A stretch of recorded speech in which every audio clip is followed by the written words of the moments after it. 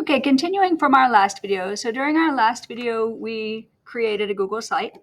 We changed the site name, we changed the site title or the page title, and we used one of their built-in themes. So now I'm going to show you a new feature that they just added recently. They let you customize the theme. So I'm in Google Sites. Google Sites saves automatically. So say you accidentally shut it down or you had to go somewhere or your computer ran out of battery or something. Your changes are already saved. They're not published out to the web yet. They're just saved.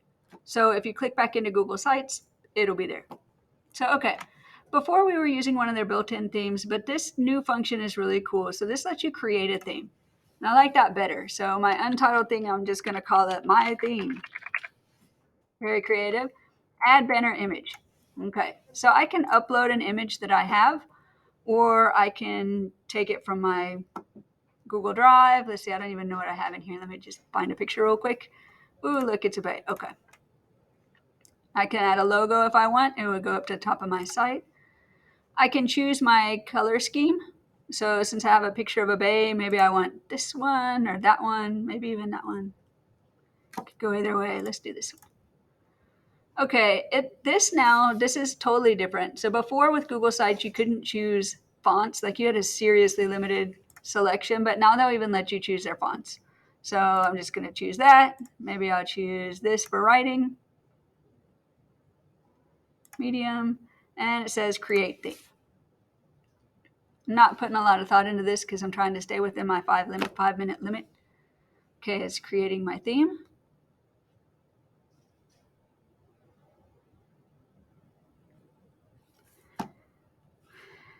And we're creating. Okay, so let's see.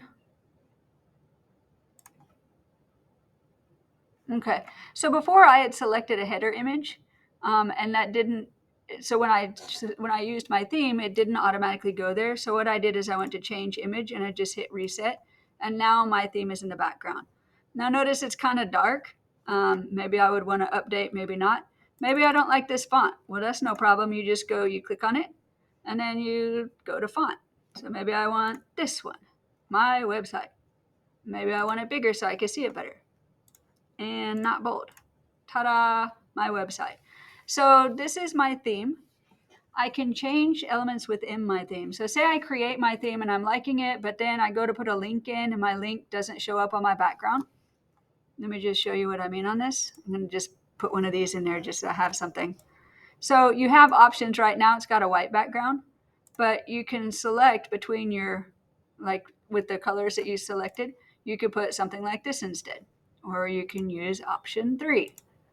So if I did this and I put, say my links were set up to be dark, I wouldn't be able to see my links very well. So I can always go over to this theme and I can edit it. So I can change the color scheme. So maybe I don't like that. Maybe I don't want my background to be white. Maybe I want it to be like this color instead. And maybe I want the text to be a different color. Or maybe I want to change the font of the text. But this is the one that is interesting. So this components.